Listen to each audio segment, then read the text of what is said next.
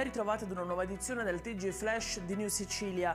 Maxi incendio in un'abitazione del Catanese ed esattamente in una palazzina del quartiere Ardizzone di Paternosita, al largo municipio.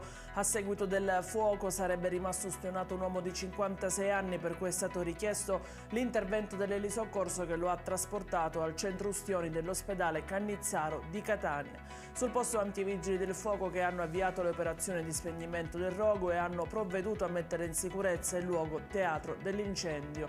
Ancora da chiarire le cause del rogo, in corso le indagini da parte dei carabinieri di Paternò.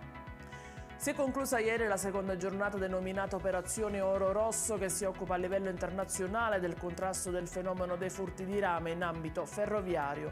Il bilancio è di 85 persone controllate, 26 località sensibili presidiate, 42 operatori Polfer impegnati. La Polizia Ferroviaria della Sicilia ha svolto i controlli su strada, lungolinea e in 12 centri di raccolta e trattamento di rifiuti speciali e metallici dislocati. Nel corso dell'operazione, condotta in tutta la Sicilia, non sono state rilevate criticità.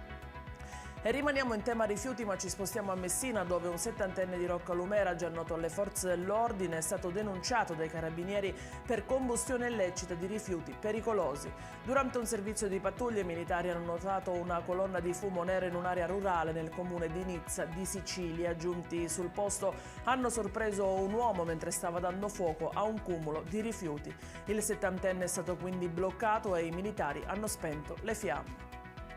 I carabinieri della compagnia di Taormina hanno invece arrestato in fragranza di reato 2 uomini, un 52enne già noto alle forze dell'ordine e un 37enne titolare di un esercizio commerciale, sospettati di detenere e vendere sostanze stupefacenti. Durante i controlli del territorio, i carabinieri hanno notato dei movimenti sospetti in un negozio di Giardini Naxos e hanno deciso di eseguire una perquisizione. Trovata cocaina purissima, un mix di droghe sintetiche e un bilancino di precisione. Il valore di mercato della cocaina è stato stimato in circa 15.000 euro. Questa era l'ultima notizia, il TG Flash ritorna alle 14 con nuovi aggiornamenti. A più tardi.